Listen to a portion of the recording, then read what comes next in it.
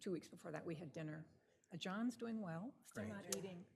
I'm going to call this meeting to order. This is the Boardwalk and Beach Committee meeting. We'd like to ask everybody to turn off their cell phones and, or put them on mute. And we'll welcome everybody who is watching and in our vast audience of excited onlookers. We will have a roll call to begin with.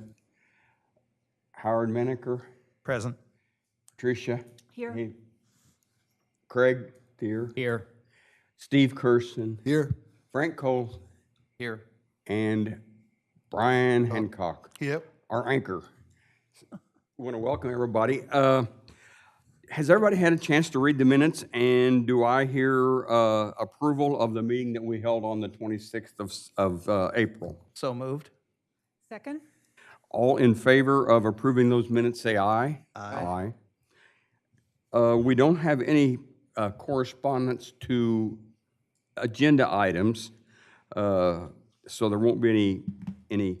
What our plans are is to get through the first part of old business down to new business, and then we'll recess to the boardwalk. And Carolyn, are you coming with us? I'm not sure. Okay, you can get parking, and Brian's going to. Okay, and then we'll recess to the boardwalk. We probably won't go. We'll start at Laurel at the Star of the Sea where we'll park, and we'll walk to the north. And look, we're going to look at access point. We're going to look at everything that we've talked about here in our new business agenda. And we'll probably go as far north as Maryland, and we're going to stop there and talk a little bit about the comfort station, the Rehoboth Beach Patrol headquarters that we have planned, and then we'll find an empty kiosk or maybe find some bandstand seats that are open and not so loud, and we will then make our way back and adjourn the meeting either at the bandstand or at Laurel or wherever we want to, as soon as we've got everything finished up. Any questions? Brian, would you explain to everybody about the parking at the Star of the Sea? Yes, certainly. So if you leave Rehoboth, the conference center, make a left on Rehoboth Avenue, travel down to First Street where Candy Corner is on the kitchen, make a right on First Street. That'll take you to St. Edmund's Church or the American Legion. Make a left at that location on Laurel Street, and Star of the Sea parking is located right at the beach at the end of Laurel Street. And there's lots of parking this morning. Thanks, Brian. Before I start on old business, I have, and everybody received the synthesis of research that's been going on from the Department of Energy. I sent that as an attachment. Everybody okay on that? Well, that is a compendium. That's a condensed summary, just mostly takeaways of this. Is a phenomenal publication, and I'm going to send it to Ann so she can put it on the website. It is it's a product of the U.S. Department of Energy, and it's called a U.S. Offshore Wind Synthesis of Environmental Effects Research. And they didn't talk about money, they didn't talk about logistics, they didn't talk about politics, location, or anything. They just talked about environmental effects of renewable wind energy or wind energy. And there really hasn't been enough. We have those 5 windmills at Block Island off the coast of New Hampshire, up by northeast, and then we have a couple windmills that are off the shore of the Virginia-North Carolina border. They're owned by Dominion, which is a power company, and I hold shares of Dominion, and they've really been tanking lately. I don't know what's going on. But anybody, those are the only, so you don't get much research, or you get a lot of research, but we haven't really had much data from ongoing windmills in the United States. We just haven't done it yet. But the Europeans have done a lot. So a lot of this research that the Department of Energy talks about came from European data, from European research. And if you read through the list, they have a very impressive list of scientists that they gathered. And you'll see that there are a number of them there who are based in Europe. So this is a really good example of questions that we need to be asking. And I don't think that there's anything here that would negate the use of renewable wind energy. We just need to know a lot more about it. And I think the Department of Energy can be congratulated for really going after this in the right way. The Department of the Interior are the folks that lease these windmill farms and dole the acreage out and permit them and do all kinds of siting and controlling, and they also are going to be the ones that who enforce all of the rules and regulations that are going to be increasing as the years go on and as we find more data. But that's kind of I'm not going to go through and read all that again. You all can look at it at your leisure. And all of those research projects that they cited, they have referenced them in this book, and you can go look them up. They're all available online. So this is a great resource. And I was surprised to see it from the Department of Energy, but they're really getting serious about wind energy, renewable energy of all kinds, but they're really concentrating on renewable wind energy now. I have been reading the DOE website for a long time, and they really talk about nuclear energy quite a bit. So this was a great resource on wind energy. Any questions? Any comments? Anybody want to throw it in the trash? I mean, it's possible that there are questions there that we'd like to ask them. Are we good to go? Well, Great. Jay, if you don't mind, let me ask a question. Does the mayor want some sort of input from our committee and the Environment Committee? What's the plan forward? Are we going to give comment to the state or to the DOE, or are we just sort of doing an internal conversation to see if the city can even take a position on it? That's right. I didn't see anything in this that would change our attitude or our input. We've already given that to the mayor, and I sent him a copy of this summary. But I personally didn't have any change in my position.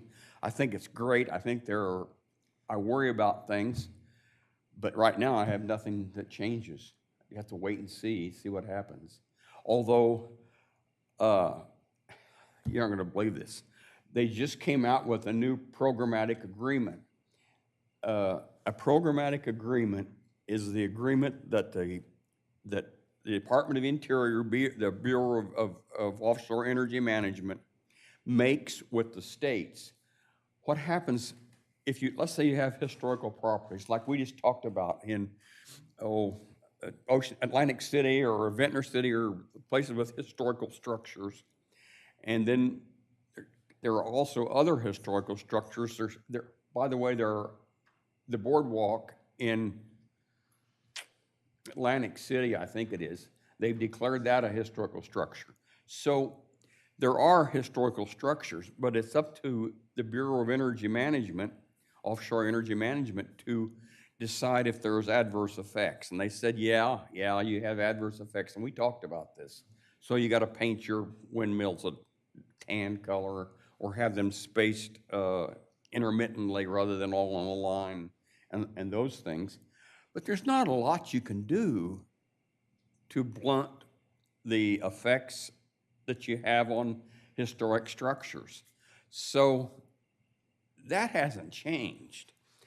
But on this new programmatic agreement, there are like 35 different Native American tribes who are now signed on to mitigate adverse effects.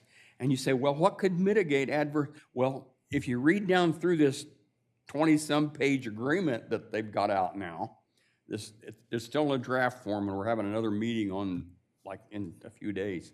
Anyway, if you read through there, it turns out that the ocean used to be a lot lower than it is now. And the continental shelf went out 30 kilometers east of most of the mid-Atlantic. So that was land. That was open land as the ice melted on the ice caps and the ice glaciers all melted on both poles. Well, then the ocean comes up. Guess what? It covers all. Well, it just so happens that they think, and this may be true, that there is ancient cultural areas out there, burial grounds, and all kinds of historic archaeological structures, places, locations, and they don't want energy companies pile driving their piles through this ancient burial grounds. Well, you say, I don't know where they are out there. It's in from 20 to 60 meters of water right now. So this new programmatic agreement allows the Department of the Interior to do step-by-step mitigation. So instead of making their companies like U.S. Wind or Skipjack or any of these companies, instead of making them come to an agreement before they start to get their permit, the Department of Interior is saying, just go ahead and start work. And if we find something, we'll cross that bridge when we come to it. So that's going to open up a bottleneck and let these people start getting to work. Yeah, so you've done a great job of keeping us up to date on the developments, and I think we ought to continue to watch it. Yeah. I sort of concur with you. I don't think there's anything that's pulling us to a definitive statement one way or the other. And again, I'm aware that the Environment Committee is also taking a look at this in some way, shape, or form. But thank you. I think it's been fascinating, and I think we ought to keep an eye on it, because there may come a day that some piece of evidence or some specific plan from one of the power companies brings us back together to say absolutely yes or absolutely no or no under these conditions or whatever. But I think the information that you've distributed to us has been really, really helpful. And I think, keep it coming, because we're learning a lot. I had thought that the big holdup was going to be money. I had thought that the people who are investing in these generating companies would, and a lot of them have bailed out, but they haven't. Howard sent me an article that there's still money just still coming in. So it looks like the bottleneck is going to be the building of distribution lines. That's what's going to get us. They're going to come on shore, and we're not going to have the transmission capacity to take this huge amount of electricity and send it up and down the shore or send it across the state to neighboring states. So it looks now like we're going to have transmission problems, but doesn't seem like anything else is going to hold up windmills. Now, we have not had any new applications on 5G antennas that Kevin knows about. So we're on hold there. I've also got stock in Verizon, and they're tanking along with everybody else, all my other stocks. But so I don't think Verizon is going to be very aggressive in the next year or so. They may later on, but not in the next year. So I think, and the longer I think we wait, the longer we can extend that out, I think the better it'll be for the boardwalk. I hope that number one, they're gonna have advances in technology and they're gonna make this antenna smaller and less obtrusive. And number two, we may be able to, when we're gonna talk about historic structures and pros and cons, but we may be able to hold them off for a while and maybe not even have any on the boardwalk at all. But that's coming. You know, Jay, I have a question. Yes.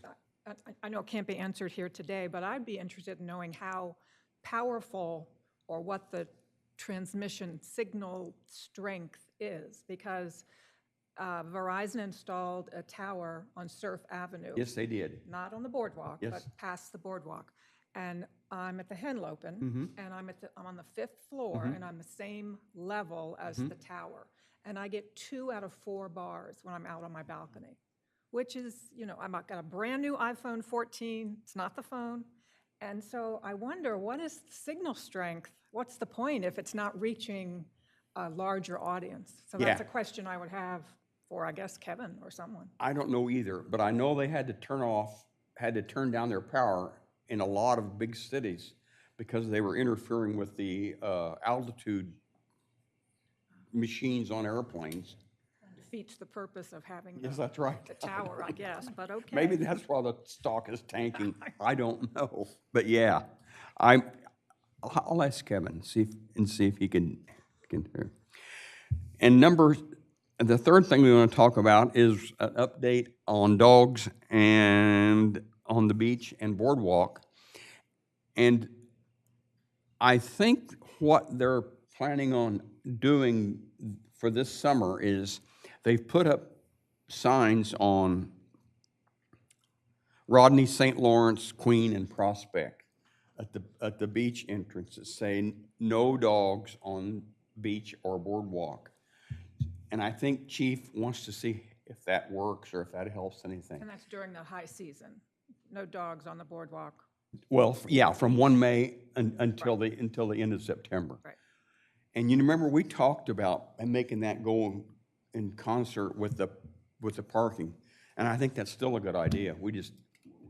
I suspect there's going to be some changes next summer, and I think we'll probably have a chance to speak on that again. But anecdotally, I think I'm seeing fewer dogs on Prospect.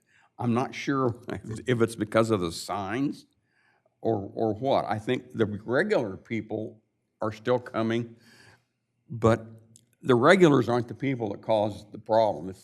It's the rogues, the scofflaws that come down. They're here for 2 weeks or 3 weeks, and want to run their dog on the beach.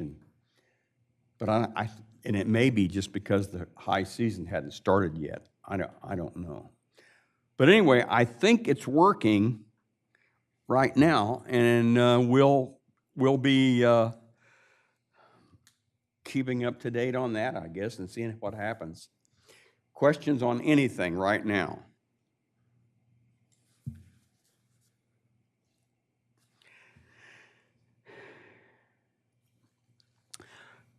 We're going to take a look at the comfort stations when we get to the boardwalk.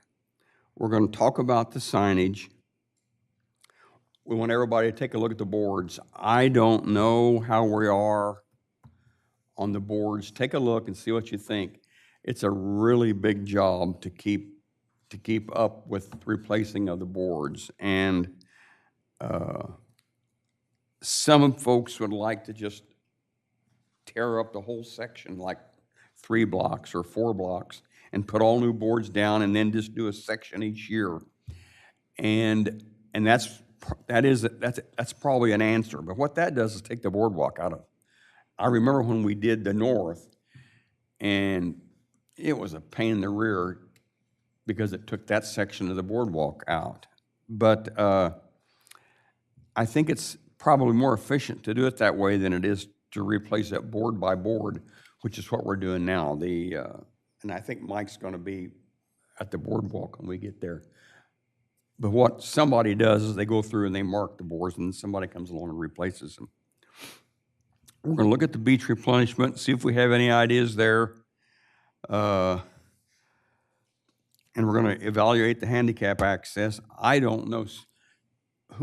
Brian, were you saying that they hadn't got the mats down yet, or how are they? They've got the majority of the mats down.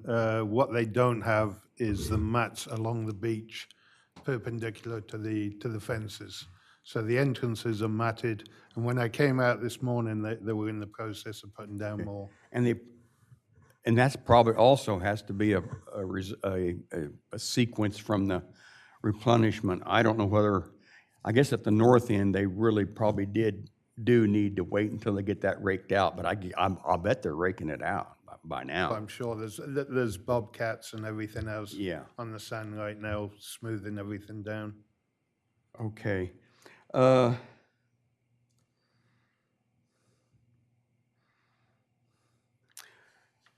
Talk about future agendas just for a second.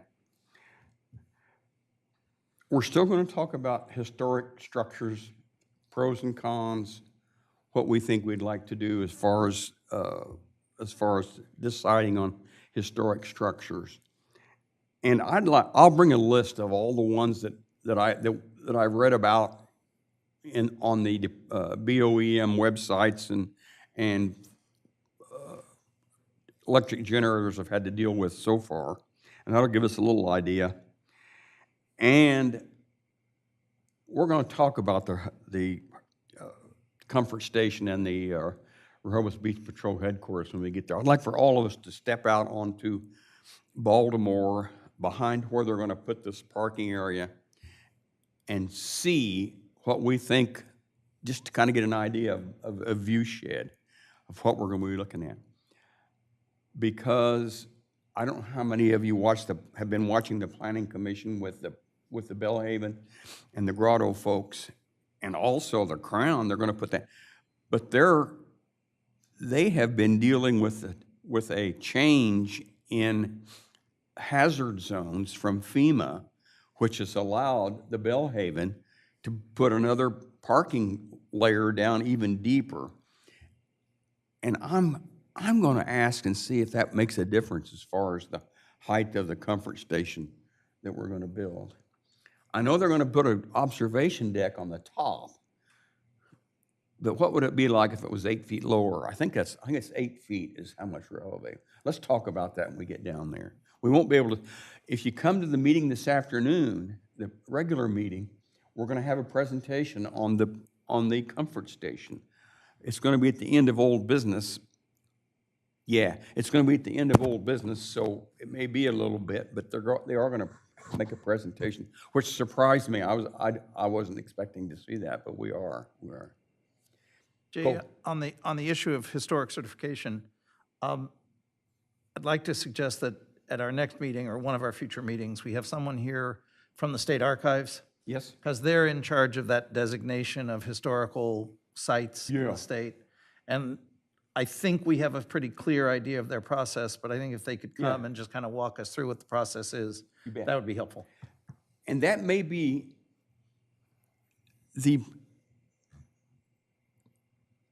there are 2 or 3 layers of historical designation. And that may be adequate, the state certification of historic structure. And Or it's at least the important first step. the important first step, and that should get the attention of the Bureau of Ocean Energy Management. If they know that we know and we think we have some, and we do, a lot of these places would qualify for Bureau of Land Management, national, but let's do that. Get somebody from state in. And I know him, I used to know him, when we were getting the Poodle Beach sign down on our end of town, he came, we talked for quite a while. And they approved that. What else, folks? What am I missing here? This will we'll finish our hour out here, Okay. and then we'll recess. Jay, I think we should get in contact with Captain Giles Oh, you bet. in regards to a compliance officer that patrols the beach that tells people to take the tents down and any other ordinance violations like dogs and smoking and drinking on the beach. From what I've heard firsthand, the gentleman who did it last year only on the weekends, because the only time he was there, is not going to be here this year. So there won't be anybody, as far as I know, doing it again this year. So did they eliminate the position, or they just don't have someone to fill the The position? person who did it last year is not going to be coming back this year. So it's, But are they searching for another? I don't know where they stand on that part of it, but yeah. I'll contact Captain Giles, and I'll also contact Chief Banks and see what the plan is for enforcement of, because you got to have somebody enforce this stuff. Yeah.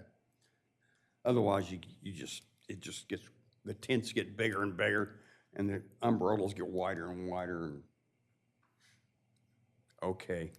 Who else? Where are we missing?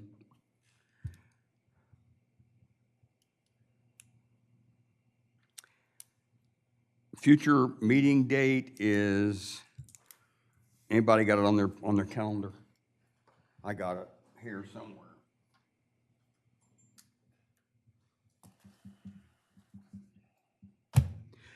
You know, we have the option to have a meeting in June if we think we need it.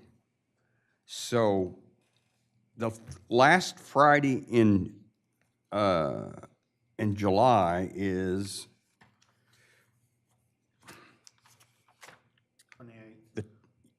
the 28th. The regular meeting is the 21st of the commissioners. The last Friday is the 28th, and I don't think that is near any super duper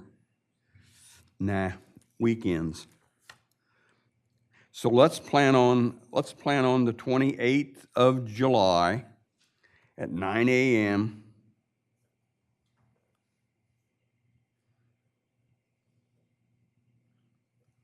for our next meeting, and I'll send Ann a request so that we can get it solidified in there and do that. I declare us to be in recess for half an hour, and we will reconvene in front of or at the Star of the Sea on the boardwalk.